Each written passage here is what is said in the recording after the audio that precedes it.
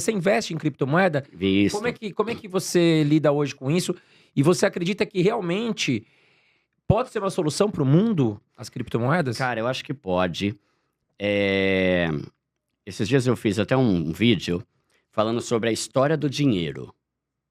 A história do dinheiro, a história dos bancos, para chegar na história do Bitcoin, né? Por quê? Porque muita gente ainda não entendeu muito bem o que é criptomoeda, principalmente porque tem muita criptomoeda inútil que faz as pessoas acharem que toda criptomoeda é golpe, é pirâmide, é porcaria, né? E é muito interessante a história, né, do porquê que o Bitcoin em específico foi criado, né? Aí lá no vídeo eu fiz um resumo, né? Como que começou a história do dinheiro? Aí não sei pra quem lembra da época de escola, né? Eu não lembro quase nada da época de escola, mas uma palavra eu lembro que é escambo, né? Lá atrás, né? Aula de história. Lá atrás, milhares de anos atrás, não existia dinheiro, então as pessoas elas compravam por meio de trocas, que era o tal do escambo, né? Então o André tem um pouco de milho, a Carol tem um pouco de arroz e eu tenho uma criação de frango. Aí eu vendo meu frango em troca do arroz, você pega o arroz em troca do milho e iam se fazendo trocas, né? Só que aí chegou um momento em que isso começou a ficar meio complicado, porque nem sempre o que eu tinha para oferecer interessava para Carol. Tipo assim, eu queria um pouco de arroz e eu só tenho frango. Só que você também tem frango. Aí eu não conseguia comprar o arroz porque eu só tenho frango para oferecer que ela já tem. E eles começaram a escolher alguns elementos, né? Algumas coisas específicas para padronizar como se fosse uma moeda de troca. E uma das primeiras foi o sal, né? Então, antigamente, muito antigamente, o sal era usado como moeda de troca. E daí que veio a palavra salário, né? Salarium. As pessoas recebiam pagamento em sal. Aí eu tava pesquisando sobre isso. Por que sal, né? Sal tão barato, né? Uma das coisas mais baratas é sal. Eu amo quando minha esposa fala pra eu comprar sal. Eu não gosto quando é azeite, né? Azeite, amor, não precisa. Mas o sal, além de servir como tempero e tal, ele é um ótimo conservante ou conservador de alimentos, né? Aí eu tava pesquisando, né? Por que o bacalhau ele é tão salgado? É porque ele vem lá da Noruega, lá do norte, num navio, e para os caras não gastar com um freezer dentro do navio, eles lotam o peixe no sal e ele chega aqui conservadinho, porque o sal evita que ele apodreça. Então, era algo muito útil naquela época. E aí começaram a usar o sal. Só que depois começaram a descobrir como extrair o sal do mar, da pedra e tal, virou coisa comum, começaram a mudar para gado, para outras coisas, até que em certo momento começaram a usar metais como forma de pagamento. Aí depois começou a usar prata e ouro. Até que em certo momento começaram a fazer as moedas mais ou menos parecidas com a gente. Só que aí, naquela época, o pessoal não tinha uma capacidade muito boa de saber qual era o metal. Tipo, é que nem eu. Parece que, se não me engano, as moedas que a gente usa é de níquel. Pô, vou saber, velho. Se alguém falar que é cobre, eu vou acreditar do mesmo jeito, né? Então, começou a ter muita falsificação. Aí vieram o pessoal da filosofia grega, os filósofos lá, né? Começou a surgir a política, veio o governo, né? Surgiu o governo, a democracia. E aí, ali naquele momento, dentro de um cenário onde as pessoas não sabiam identificar muito bem se um metal era valioso ou não era, o governo passou a emitir as moedas. Então, eles falaram, vem cá que agora nós, o governo, vamos emitir essas moedas aí para você ter certeza que ela realmente é do metal X ou Y, né?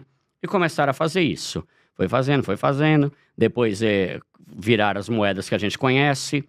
E aí, em certo momento ao longo da história, começaram a surgir os bancos, né? Eu tô falando tudo isso só pra gente chegar na criptomoeda. Começaram a surgir os bancos. Se a gente for ver, desde 5, 6 mil anos atrás, já existia pessoas que faziam troca de moeda, né? Ou que emprestava dinheiro em troca de juros. Tipo, vou te emprestar X moeda de metal, só que depois você me entrega 20 a mais, né? Então, esse serviço sempre teve. Só que como as pessoas sempre gostaram muito de acumular coisas, esses cambistas, essas pessoas que emprestavam dinheiro, criaram um lugar físico, né? Para fazer essas trocas. E assim foram surgindo os bancos. E aí que é interessante, porque o objeto do meu estudo era falar sobre o Bitcoin, Mas eu pensei, por que que o banco e o governo têm tanta parceria, né, nesse mercado? Aí, analisando, fui para livro, até li o livro do Bruno Perini, que chama Em Nome do Povo, é muito bom. Aí eu fui pro ChatGPT e tal. O que acontece? Os bancos começaram a ficar muito ricos, fazendo o que eles fazem hoje, que é empréstimo com juros e tudo mais. E ao longo dos séculos, os países tiveram muitas guerras. E guerra é um negócio caríssimo. Vai muita grana, né? O pessoal fala assim, vai ter guerra. Um país precisa pensar muito bem na hora de ter guerra, porque além de morrer muita gente do próprio exército, né, que nem os Estados Unidos. Até hoje os caras têm ódio da guerra do Vietnã, porque os caras estavam morrendo lá, né? E os próprios soldados dos Estados Unidos. E é caríssimo a indústria armamentista e tal. Então, ao longo dos séculos, os governos começaram a pegar dinheiro emprestado dos bancos, que tinham muita grana, em troca de benefícios. E aí surge do jeito que é hoje. Ainda tem muita coisa, né, dessas coisas de amarrada. E aí, o tempo foi passando, o governo emitia o dinheiro, o governo controlava o dinheiro, o nosso dinheiro ficava no banco.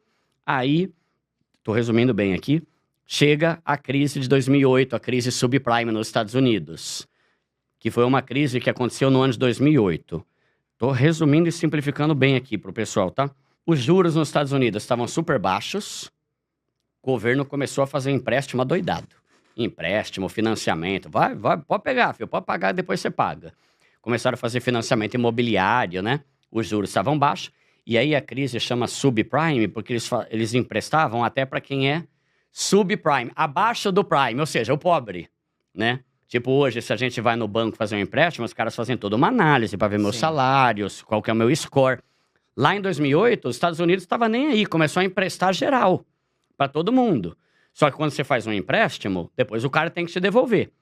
Só que aí os juros dos Estados Unidos começaram a aumentar. Começou a crescer.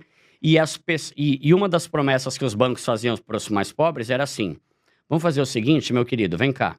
Eu te empresto $5.000 e você vai ter juros bem baixinho, parcela bem baixinha. Só que ela vai aumentando ao longo do tempo. Só que aí até lá na frente você já vai estar bem, você consegue pagar a parcela mais alta. Mas não conseguiram. E aí os juros dos Estados Unidos começaram a aumentar. E a galera toda que começou a fazer financiamento, empréstimo de coisa de carro e tal, não conseguiu devolver o dinheiro. E aí, em algum momento, alguém começou a ficar preocupado. Falou, caramba, acho que vai dar treta isso aí, meu. O banco emprestou dinheiro pra gente pra caramba, só que agora o povo não tá dando dinheiro pra sacar. E eles começaram a ir no banco pra querer pegar o dinheiro deles de volta, porque vai que quebra, né? Eu vou pegar meu dinheiro aí, vai que dá ruim esse negócio. Só que aí surgiu um problema que foi uma das origens do Bitcoin, que é a chamada corrida bancária. O que é a corrida bancária? Quando todo mundo vai correndo pro banco para tentar tirar o dinheiro dele.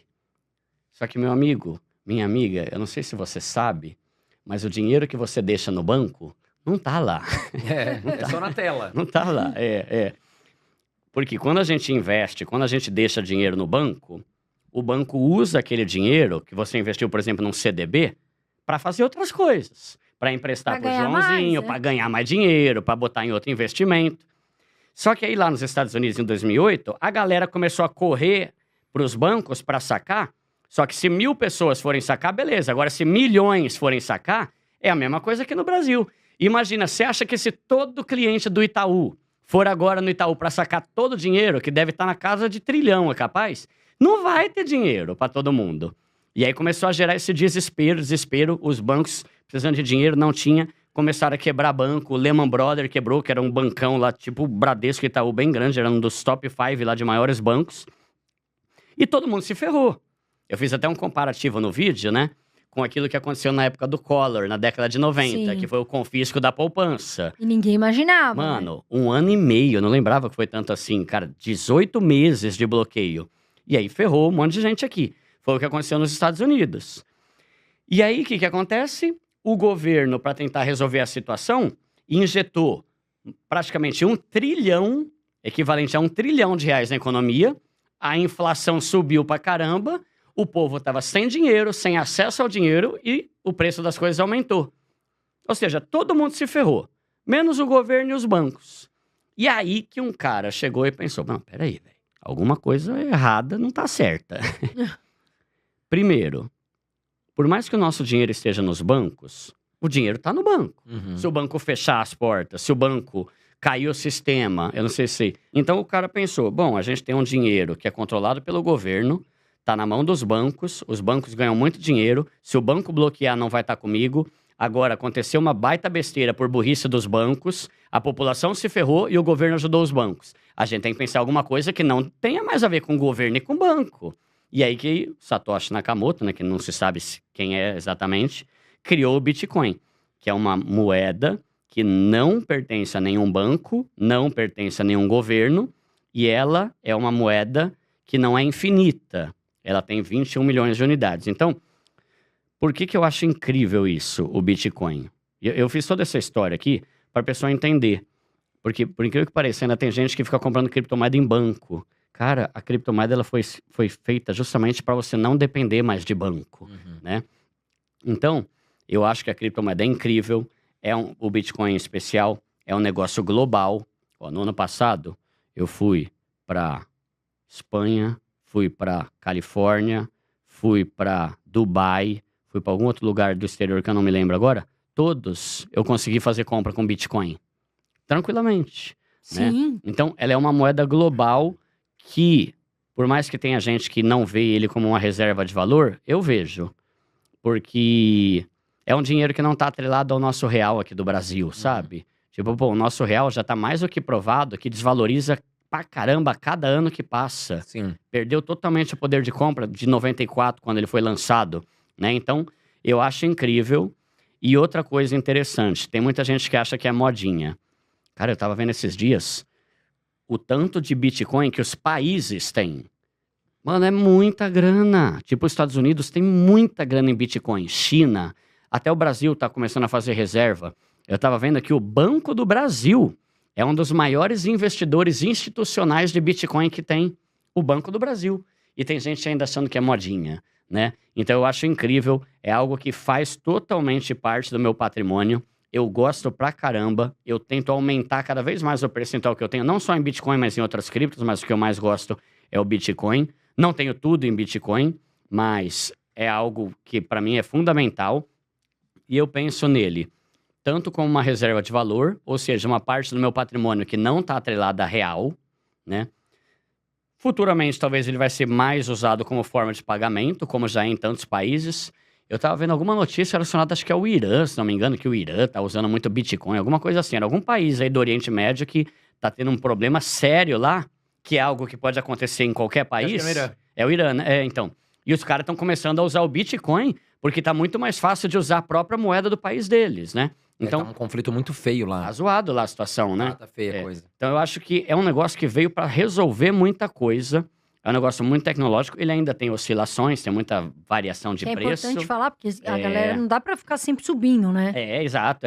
Se fosse, todo mundo só botaria tudo lá, né? Então tem altas e baixas, né? E é algo que eu faço questão de ter. Eu gosto muito. E até como investimento também. Tipo assim, agora que a gente tá gravando aqui, tava na faixa de 89 mil, 90 mil. Cara, tem umas previsões muito boas, né? Claro que previsão é sempre uma previsão, né? Mas tem pessoas e empresas e até o Banco Central Europeu falando que o Bitcoin, um dia ele pode alcançar 10 milhões de dólares. Nossa. O Banco Central Europeu, não é o Zezinho da moto. É Da o banco, esquina. e é só botar no Google aí que você vai ver. Eles falaram, cara, existe essa possibilidade. Então, cara, eu prefiro ter, entende? Nem que seja um pouco. Qual o percentual que você tem hoje, primo? Cara, hoje na minha carteira, a criptomoeda tá na casa de uns 30%. Boa, bastante. Só que ele varia de acordo com quanto que tá a cotação, porque às Sim. vezes tem uma queda brusca e muda, né? De acordo com Sim. o todo que eu tenho, né? Cai pra 20, né? Eu tenho 5. 5%? Eu sou um pouco mais mesmo? conservador, eu tenho 5%. Mas é isso que você falou, ainda que seja um pouco. Cara, dos 21 milhões de bitcoins que tem no mundo, só resta 1 milhão para ser minerado, que equivale, eu fiz os cálculos, a 4,76%. De todo o bitcoin que vai ter um dia no mundo, só 4% ainda está acessível para ser minerado e tal, né? Então, cara, eu falo pro meu público, né? Você não precisa amar Bitcoin, você não precisa ser um mega, nossa, especialista, mas, cara, não custa nada. Você gasta dinheiro com tanta coisa imbecil. Exato. Compra R$100 de Bitcoin e eu tenho meu Bitcoin. vai que ele aumenta bem, né? Ou então Você não vai tá que... fora da corrida, né? Exato, e eu tenho o meu 0,0001 Bitcoin, né? Quem sabe futuramente aí valha muito mais, ou quem sabe, sei lá, ele se torne mais escasso, né? É porque a escassez é um ponto fortíssimo, né? Muito, Que a demanda não vai aumentar, a gente sabe. E a aumentando, oferta né? diminui. Cada vez... Então, É. Então a Cada- escassez é um a ponto hora, forte. E a hora é boa, né? Eu falo, a hora é sempre boa agora, né?